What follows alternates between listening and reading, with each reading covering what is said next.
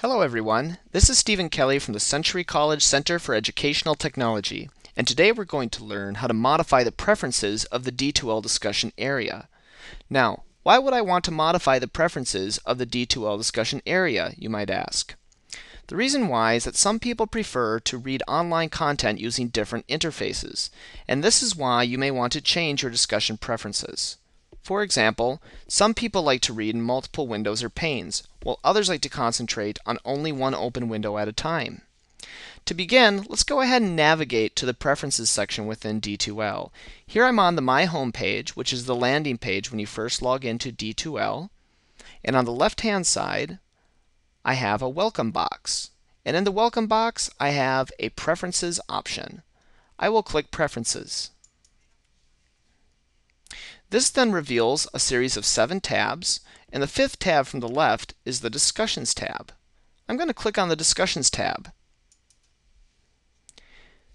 Now we have revealed to us a number of options that we can use to modify the D2L Discussions area. What you see listed here are the default settings within D2L.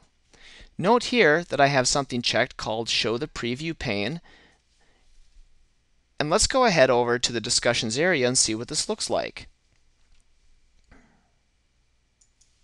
Here we're in a D2L discussion area. And down here at the bottom, I have a forum called Video Tutorials. I'm going to click on Video Tutorials. And this reveals to us 5 topics that are in a nested format. When I click on a topic, note that I have a preview that appears in a new pane down at the bottom of the page. Let's go ahead and play around a little bit. I'm going to go back over to Preferences, and I'm going to click on Show the Discussion Topic List, check that box off, and Show the Search Bar, check that box off. Then I will click on the Save button.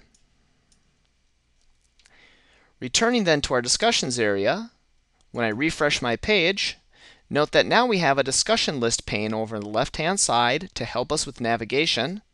And we also have a search box here, which will allow us to search out particular topics based on keywords. Returning to the Preferences, I can change my threaded view to an unthreaded view under Default Message List Views, and click the Save button. And back in our discussions area, when I refresh my page, note now that all of our topics are in line. Back over on the Preferences page, I can change our list style from grid style to reading style and click Save. And back in the discussions area, when I refresh, now I have all of my different topics listed out in a reading format.